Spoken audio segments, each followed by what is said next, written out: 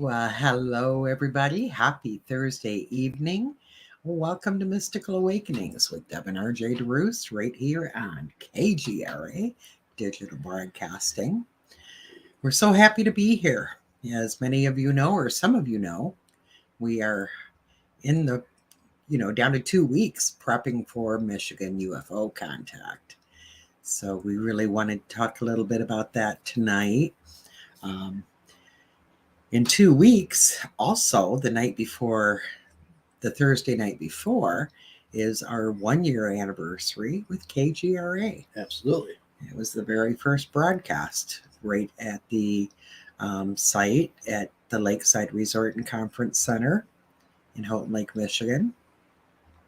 And we interviewed all of the speakers that were there that night. I think the only one that was not able to make it was Ronnie LeBlanc. Right. Yeah.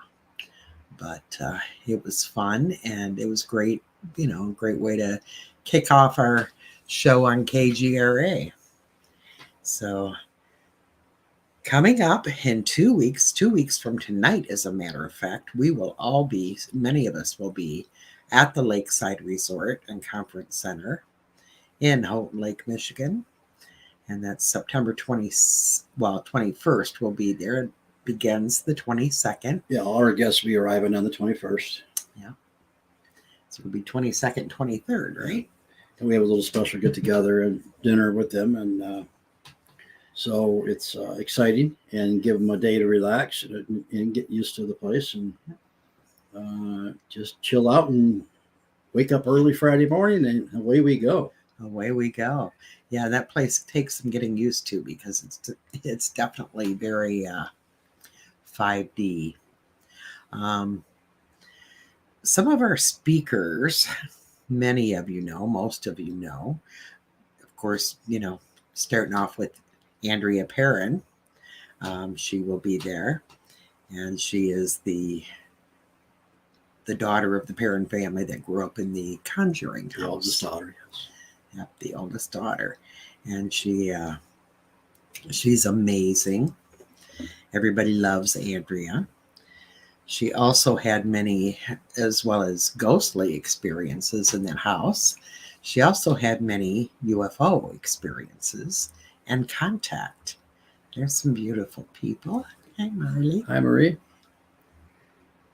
And Diana. Yeah, so her, if you talk to her, her passion really is the UFOs, extraterrestrial connection, in which she has a very deep connection with the galactic family.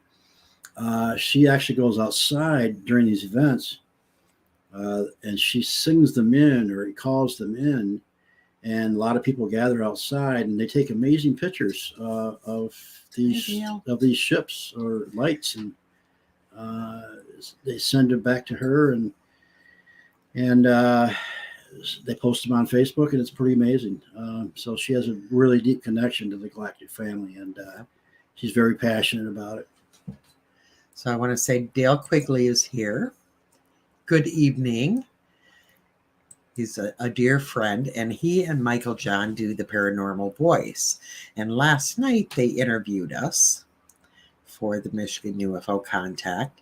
We were on the show having a great time when a very odd voice came through.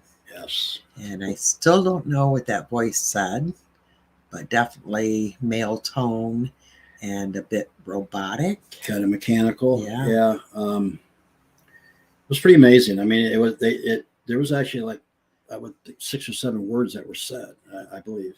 Yeah. And we got to get some equipment to break that down, but it was very obvious there was somebody coming through last night. Yeah. And it was quite cool. So we're gonna do that later on when we have time. Right. But big thanks to Dale and to Michael John for having us on last night. Marley, yes, we love her too, and I know you do. So that's cool. That's sweet.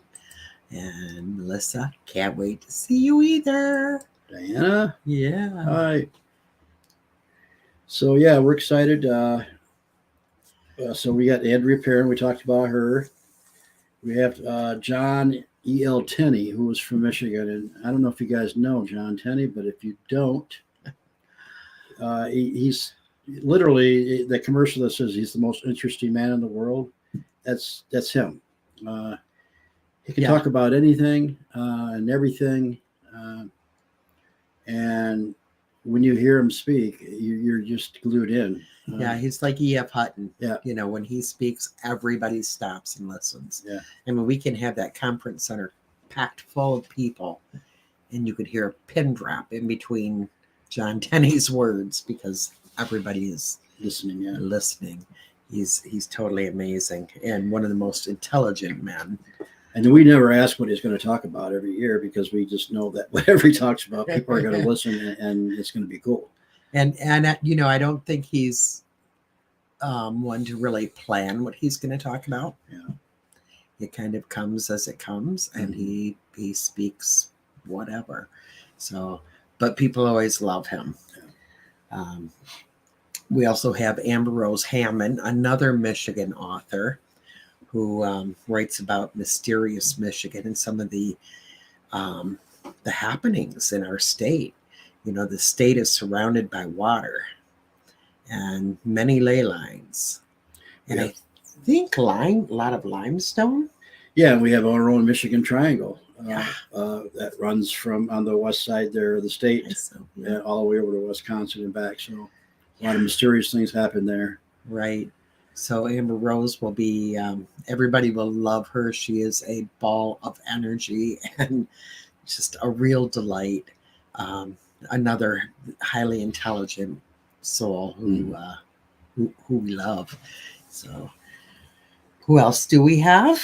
Well, we've got all the way coming down from the Upper Peninsula, the 51st state of the United States. They want to be.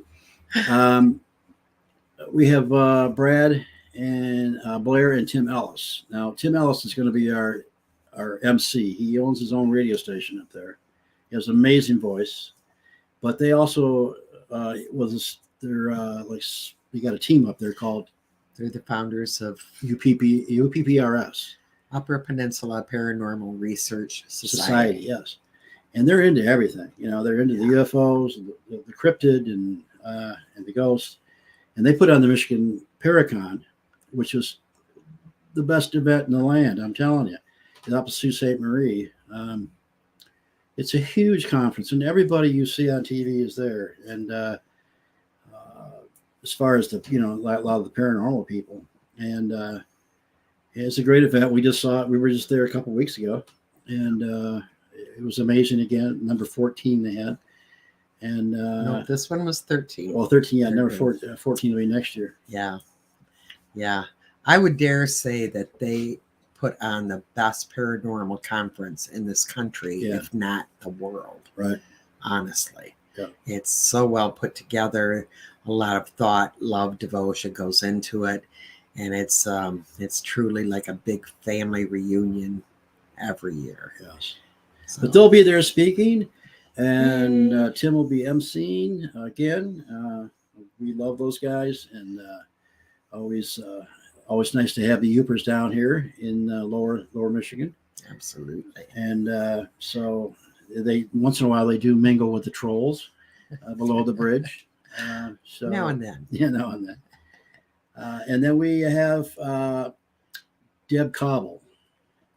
Amazing woman. I have not met her in person, but most of us, anybody who has had a love for UFOs or an interest and done any reading has definitely read Bud Hopkins' books.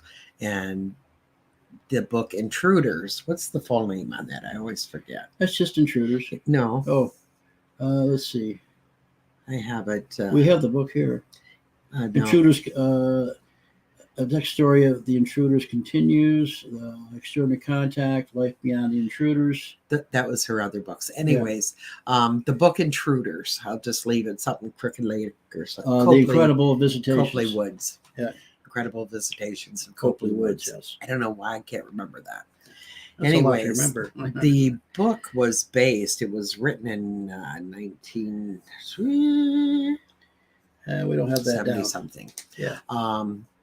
And it was based on Deb Cobble's story, she was a young woman who, well, come to find out, she's always had experiences, but had an overwhelming, amazing experience with many witnesses. And they made a movie out They of it. left physical evidence and all kinds of stuff.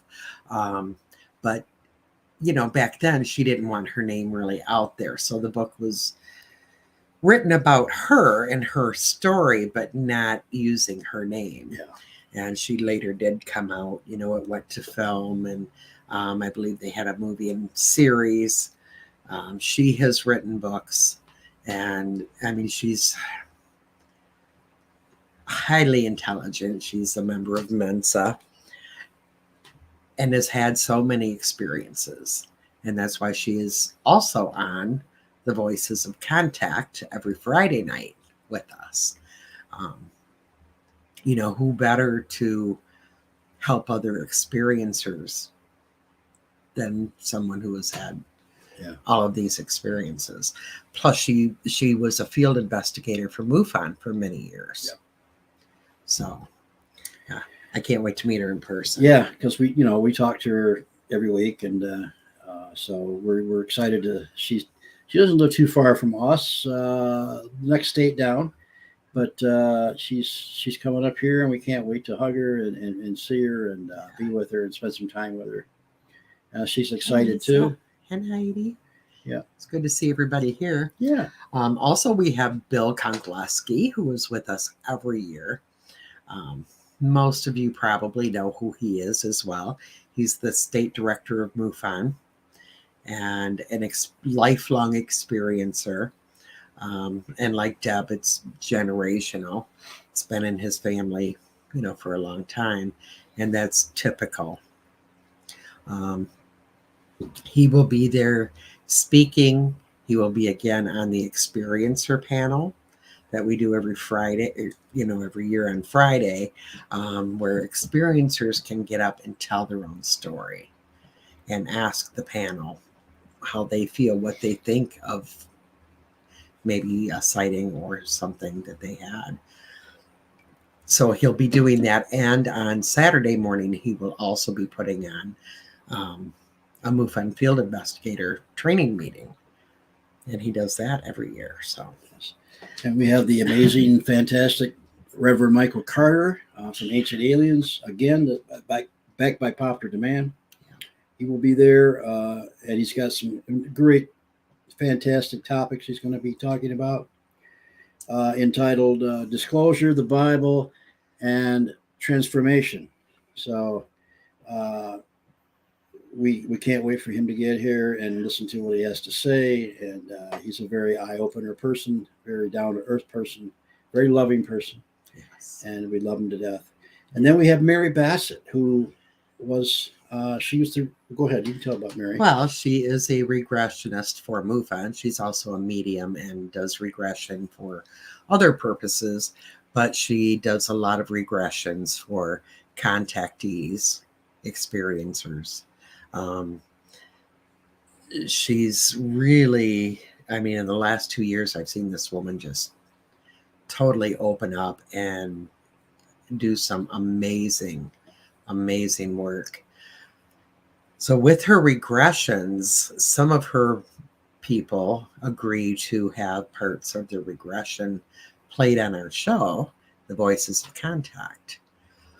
And we will be doing a panel with the whole crew during the Michigan UFO Contact, as well as Mary speaking, and special bonus, again this year, she is going to do a live regression on somebody. We're not saying who, but it's going to be pretty awesome. Everybody loved it last year. And I think it helps with, you know, people are afraid of regression. I used to be too. And it helps to see how it works, how it's more like a meditation, and nobody is making you bark like a dog or anything like that. You know, it's not like what people think. So no, you still have control of what's going on, and it's amazing what comes out as far as what you remember, that comes out of the subconscious Right. during those times of, when you're having an experience. Yeah. So. Yeah. And speaking of experiences, that's our whole lineup, I believe. I think so. We'll have a few other things going on. We have a couple of young women coming who want to do a session, and that'll be done, I believe, on Friday during lunch. Anybody that wants to can eat early or late or during, and they will be channeling ET. Oh, I forgot all about that. Yeah. Yeah. Yeah. Yeah, we have a few new things this year that we haven't had before. Yeah. So you're in for some cool surprises. So if Yeah. you don't have your tickets yet, you can get them. Our website is miufocon.com. miufocon.com. So I should have done a little banner on that, but I didn't. But it's pretty easy to remember. So if you don't have your tickets yet and you would like to get some, I can tell you that this past few weeks they've been selling pretty fast. I'm starting to get a little nervous about selling out. I've got to put that up there. And we can't wait either, Dale. So, experiencers. We were talking before the show, and I was telling our producer, it's amazing how many people, contact us and say, I saw something, what do I do? Or I had this happen, what do I do? I got a video. Yeah. We get lots of videos, lots of photos sent to us. I have to take a minute and say hi. We love you too, Kathy. Hope you're doing well. My heart's been with you, sister. Trust me. So, anyways, there are many people, and we were talking also that, in that moment when something like that happens, if you see something, sometimes you're so in shock that you don't think to grab your phone or grab a camera or hit record on the video. But honestly, that one of the best things you can do is start, either photos or videos if you see something, if at all possible. It's not always possible. Sometimes you don't have your phone in your hand. Sometimes you're in total shock. Sometimes if they're close, it kind of freezes you and you can't move. So, number one, grab a phone, a camera, something, or yell for somebody, record this if that's possible. It's hard to think in those moments. It truly is. If anybody has any questions or thoughts or ideas about what to do if you have contact or see something or feel like you may have been taken, you may have had missing time, just type it up there and we'll address it. Boy, we did a whole speech on this, and now I'm just like, well, no, I mean, it's there's a couple ways you can go about it. I mean, unfortunately, a lot of times when we see one, we don't have any witnesses with us, so that's a bonus if you have a witness. Yeah. But sometimes witnesses don't see the same thing, so it's weird. But there's MUFON. You can contact MUFON, and if you see something in the sky, they can kind of get a map out of what was in the sky that night, and doesn't mean that that you didn't see it, but if they say, well, there might have been a plane or not, but there's ways to do that. You can contact MUFON, you can get it recorded. And it's important because the more things that we report, the government now is interested in what we're reporting. Right. So, Well, we the people are. Yeah. We are disclosure. We're the point of disclosure, not the government. So the more we speak out and the more numbers we get out there, the closer we are. Um, as far as MUFON, a lot of times, people don't think about that until later, like maybe the next day. Now I have some apps on my phone. I have a few sky apps. You can see what's going on in the sky with planets and all of that. I also have Flight Tracker. I think that's the name of it. Yeah. And I use that a lot because it'll track helicopters and jets and all these Small different planes in whatever area you want. And you can even go back to a different date on this app and see what happened, Exact same time you saw your sighting. Right. So, yeah. So sometimes those apps are really important and really useful. I mean, I use them a lot. I'm just trying to find my app to see it. I think that's what it's called. Now, if you contact MUFON, they may or may not send someone out to interview you. They're pretty busy people, or it might take a while. And so it's important that you write things down, type it out, exactly what you saw. So let me see if you guys can see that. Not very well. That's Michigan. Well, you see all those yellow dots there. Anyways, that's the flight traffic right now. It's called Flight Trader. And I always call it Flight Tracker. It's Flight Trader. It's very worth it. It's a free app. Flight Trader 24. Download it. Have it on your phone so you can see what is going on in the sky. But listen, you have to trust yourself too. If you watch the skies and you see things in the skies, you know what's a plane and what isn't a plane.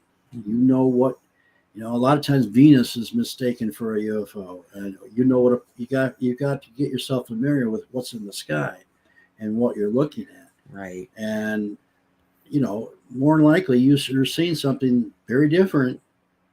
You're probably seeing a UFO. I mean, that was of some kind. It's an unidentified object. Right. And so, like Deb said, if you can film it, that's awesome. There's things you can do if you want to go look for them. You can get night vision glasses. You can do CE5 work, Close Encounters of the Fifth Kind, where you can call them in, ask them to come through meditations. And so lots of things you can do to contact them or, try to see them. Yeah. And they're there. I mean, if you talk to anybody who really, this is our passion, and anybody who has this passion, Andrea Perrin will tell you the same thing. They're there. All you have to do is look for them and be willing. One thing you'll want to do if you have a sighting is, as soon as possible, write down or even grab your phone and record. Okay, it had this many lights and they were this color, and any details that you can remember, the direction that it was, the approximate. I mean, they asked me, well, how far away was it? I don't know. I'm terrible at that stuff, but think in terms of football fields, things like that. Good going, Heidi. She's downloading it. Good. Write down any details, the time that it happened. What's the weather doing? Do you hear anything? Those types of things will be very important, especially if you do, and we highly recommend doing a MUFON report, or report to some, there are other ones out there. MUFON is, worldwide, and in my opinion, one of the best at keeping track of statistics and all of that. If they think that your sighting needs further investigation, they will have an investigator contact you and possibly come talk to you if there are, marks or any evidence left behind, they will definitely come and check it out. Yeah. Take samples and things like that. So it's very worth making that report. No, not samples of you, but just to clarify that. But, sorry, I'm having a headphone issue tonight. Okay. Yeah. So, and going from there, if something lands or you see something fall from the sky, whatever you do, instinct tells us, go to it, check it out, keep your distance, because you have no idea what it might be, what it might contain. If something lands, you don't know what's inside. You don't know the radiation.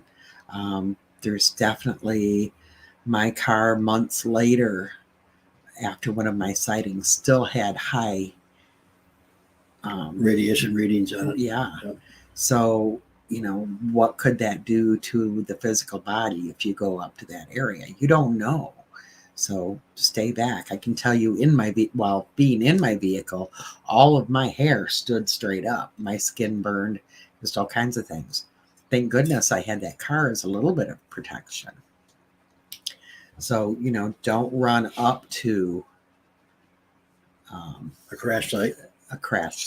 Or a site where even if you think, I think something might have landed in that area. No, call MUFON, or if you don't want to do that, call 911. Yeah. The police will contact MUFON. But a report does need to be made, and samples need to be taken. It's not like the past where the police were, if they get a call like that, people are going to think they're crazy. They have permission to do this now. They have permission to talk about it without being ridiculed, and so it's changed. The times have changed. Well, we recently had a humongous sighting from a police cam on a police officer's body in Las Vegas. Yeah. Mm-hmm. And while that was going on, moments later, the police got a phone call of a landing with two beings that got out. 10-foot beings, yeah. So, yeah, this, I'm sure there are people listening and going, oh my God, they're so crazy. But it's real. I'm telling you, statistically, this is something that has been happening for many, many years around the world. The numbers are higher and higher. And the more we dig into it, the more we find, common factors from one side of the planet to the other with experiencers. Things that they see, many of them have been able to describe exactly what some of these beings look like. Yeah, and again, there's a lot of times you're not going to be able to record it on a phone or whatever. But we had a cool sighting a few years back. We were doing an investigation in Everett, Michigan, and I'm always looking to the skies and asking them to show me something. And this particular night was beautiful, and there was 10 people there. There was 10 of us investigating, and I said, I know you're there. Just show me. And what I thought was a star, it was a little white dot in the sky, just opened up huge and lit us all up. And then went back down. Yeah. Now, there's no way I could record that, but the fact I had witnesses there. Right. Yeah. The whole thing lasted less than 10 seconds. Yeah. It just opened up, lit us up, and then went back down to a small dot, or really it disappeared. So they're listening, it's cool. I got confirmation because everybody was there and saw it, and then I was asking for it. So that was really cool. Right. I'll never forget it. Yeah. Yeah. And many sightings are that way. People say, oh my God, it happened so fast.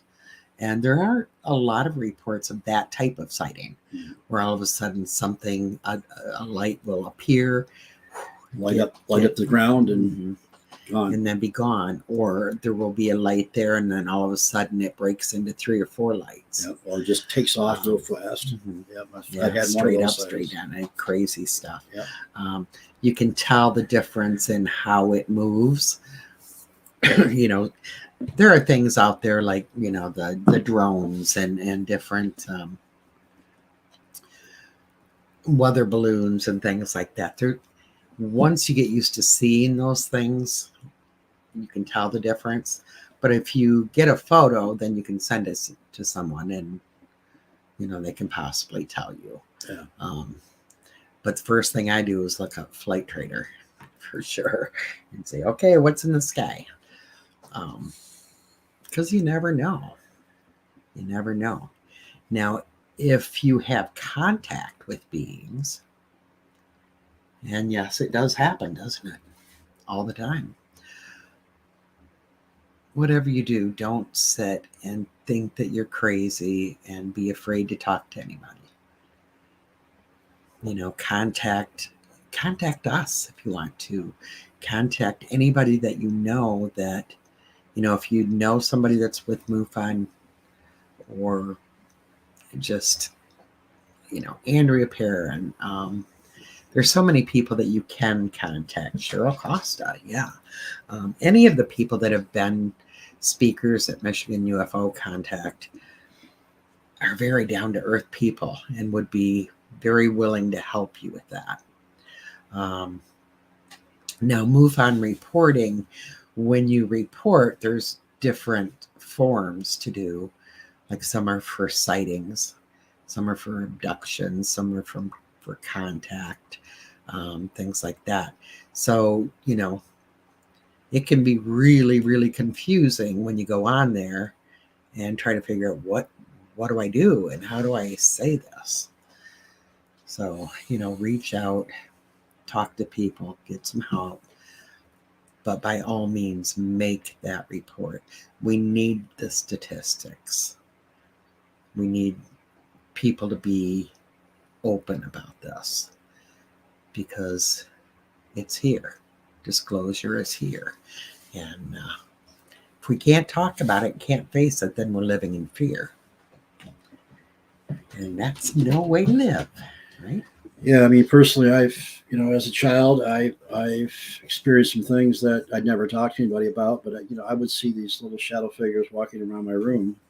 I could hear whispers, not like they were whispering out loud; they were whispering in my head, and I would put my, you know, the covers over my head, but I could feel them walking in my bed. And as many times I went and slept with my parents, I ran to that door. Their bedroom was just across from mine, and you know, I tried to explain to them there was people or something in my room all the time.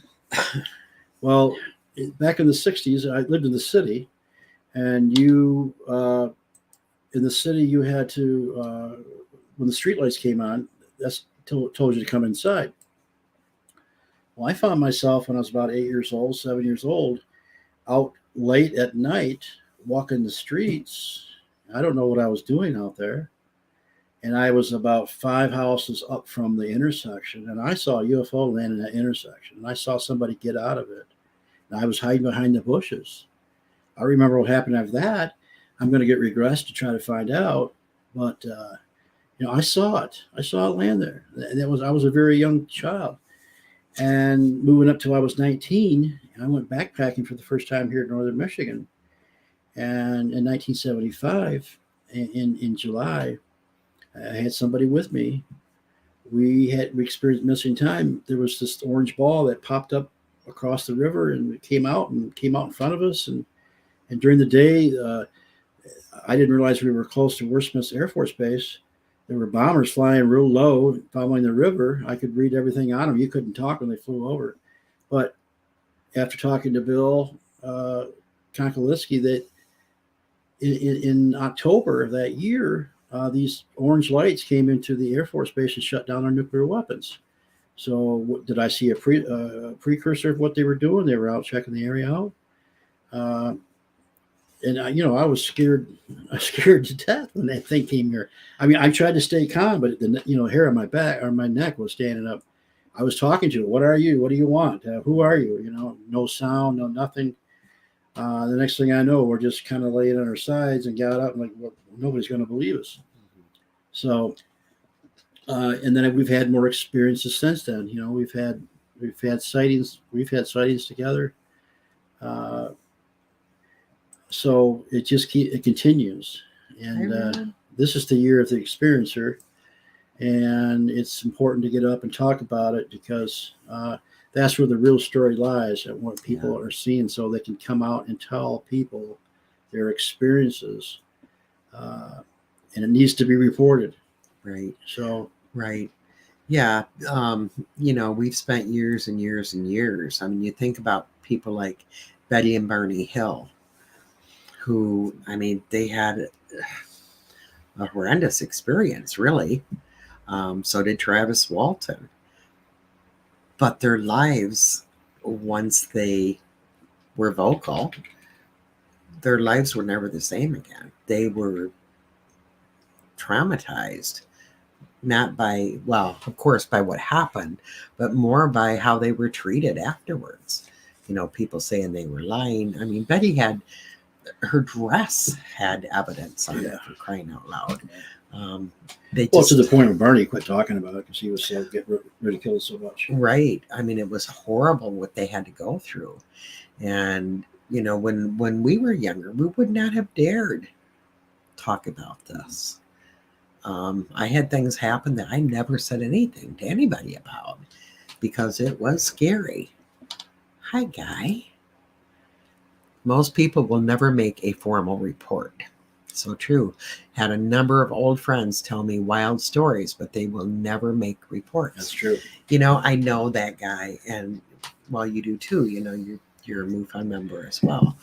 It's heartbreaking that, thank you for joining us, Guy, that so many people will live with this and not say anything, or even the ones like I said. We get that a lot too. People say, you know, kind of say they've never seen anything or they don't believe. But then as you talk, they'll say, well, you know, there was this one time. And then they tell a story. But if you say, well, can we report that? Oh, God, no. I'd never want my family to hear this. You know, I wouldn't want my wife to hear this. Or Arjay was telling this story last night on the air. A few years back, we had a, when we do the experiencer panel at the Michigan UFO Contact, we had a 70-year-old man, I get a little emotional with this one, stand up and tell his story for the very first time in his whole life. He and his brother had an experience together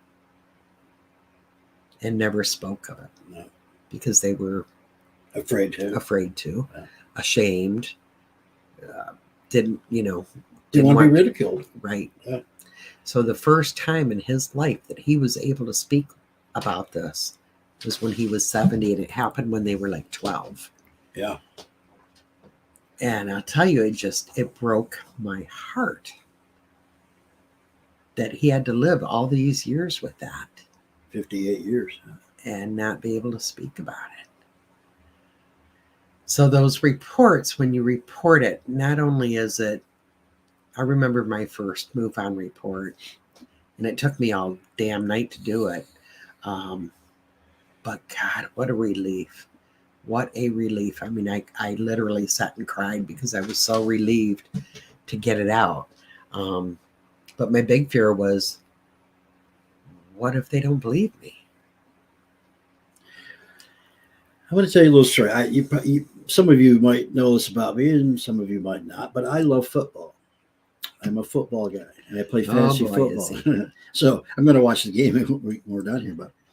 But it was interesting because I watch Good Morning Football sometimes, and Derek and David Carr, he was a quarterback, and now he's an announcer there. And it was funny because Aaron Rodgers came on, and he was talking about a UFO experience. And then here's Dave. He says, you know what? I thought that stuff was all just bullshit. And my dad used to tell us stories down in Texas. about UFO encounters. And he said, I got embarrassed when I had friends over, blah, blah, blah. But he says, now the government's talking about it. We had a party a couple of weeks ago apologizing to our father. And they made a cake with an alien head on it. And they were saying, we're sorry. We didn't believe you. So I just thought, I saw that this morning. And I thought that was pretty fascinating. That it's getting into the sports world. It's getting into every world. And here Aaron Rodgers says they saw one. So, it's just getting more and more talked about and accepted. And I love that. Right. And that's why we do what we do. That's why we're doing the Voices of Contact show every Friday night. We want this. Michael Carter, who will be at the conference and is a regular consultant on ancient aliens, he deemed this year at the beginning of the year of the experiencers. And boy, is it ever. But we do that show to try to make the paranormal a little more normal, make it all right to talk about all of this. A guy, let me put it up here. I'm actually a Mott College graduate. I had 2 years in there, so yeah. That's cool. Oh wow! That is ultra religious friend who's on the board of Mott College had 3 close-up sightings. The last one was a small saucer that circled her car at eye level, covered with hieroglyphics. That's amazing. Yeah. Oh, him too. Yeah, so you guys need to get together and talk football. And I was born in Flint, Michigan, and so UFOs. That's where I'm originally from. Yeah. I know guys a Michigan guy. I just don't know. Yeah, I was born in Flint, Michigan. I went to the old Garfield school guy and up to 6th grade, and I moved out to the Hamady district, and I graduated from the Hamady district, and then went to Mott, and then I went to U of M. So that's schooling in a nutshell. Schooling in a nutshell. How one's Carmen? Yeah. U of M and Flint. Okay, so Very cool. Yep. You could be neighbors. That's awesome. That's awesome. But like I said, most people don't ever make a report. And that is sad. But if you think about it, okay, so I think August, California had 168, I believe, I could be a few off, reported sightings. Just this August? Yeah. Wow. Last month. Wow. We get They're number one stats state in our yeah, they are. Well, and it's a big state. Yeah. Michigan had 25 in August. We're number 9. Per capita, that's a lot of sightings. Yeah, we're number 9. Now, the thing is, this is reported sightings. We know that at least 3/4 of the sightings, at least, see what Guy says about that, are not reported. Yeah. So statistically, what does that tell you? And like Cheryl Costa says, even if, 90% of those sightings are deemed fake, what about the other 10%? I always say that are found. Only one of them has to be real. That's right. If one of those UFOs are really UFOs, then there's life out there. You only have to have one. Right. Yep. And that's exactly it. And that's what we want to take away is that ridicule. Yeah. If you feel you have seen something, if you feel that there's been contact made, and sometimes we think it was a dream. Let's put it this way, not if you feel, if you know you have. Yeah. You know you have. Well, if you feel you have, you probably have. Exactly. Many people say, well, I don't think I ever had missing time. Oftentimes, you don't even know you had missing time when you had missing time. My big missing time moment was in 2016 when I had no idea I had missing time. I knew I saw what I saw. I knew there was stuff happening. I knew something happened to me by the way I physically felt. But I had no idea that I had missing time until 2 days later. Hour and 9 minutes. Yeah. Pretty significant. And a lot can happen in an hour and 9 minutes. Yeah. Now, you know, it's funny because we were talking last night on Dale and Michael's show. Thank you. About missing time, and I've got a little theory about that. I don't think we're actually missing time. It's not like we're missing time. Is we're taking into a different frequency, a different level, a different dimension, and time is different there. And so, like I was telling her, when you're having a great conversation with people, and you're connecting, and you're on the same frequency, and you're kind of raising your vibrations to a higher level, you could be talking for 5 hours, and you think you're only talking for about a half hour. We did that all the time when we were dating. Exactly. Oh my God. Like, how did we lose 5 hours of time? We thought we'd been talking for maybe 30 minutes. And so we call that missing time, but you're not really missing time. You're just in a different time, because in the fifth dimension, the fourth dimension, time is different. It's very, it's I don't know how to explain it, but you can look this up too, how time is different in different dimensions and different frequencies. Oh yeah. So, and we talked about that way back in the past. So, right. But it feels like you've missed time, but you haven't really. You just weren't. Time was different. It was just different. Guy says it is different. After I was under that triangle, I was telling everybody I knew that time wasn't like we thought. And I don't know where that idea came from. Right. I know where it came from, Guy. Yeah. Mine was a triangle as well. And yeah, it's hard to even explain it. But I honestly did not know I had missing time. So one thing I want to say, if you have a sighting, or if you feel you've had contact, or any kind of experience, try to note the time. When you write down all these details, try to write down what time it happened. Now, if you've had missing time, that's a little bit difficult. Like with me, when I was driving and then ended up in my driveway just 3 miles away, not even 3 miles, it was right here, 1.5 miles away. But when I found myself in the driveway, I ran into my house, and right away my laptop was opening on my table. So I sent a message to our teammate saying, "You're not going to believe what happened." And we had a conversation. I was just totally freaking out. Well, I never thought to look at the time. But when I was in my vehicle, I did. When I looked down to see what time it was, because I felt weird and wanted to pull over, it was 1:11. So, and then when I went back to read our conversation in the morning, yeah. When I went back to read the conversation 2 days later, there was 1 hour and 9 minutes between that time.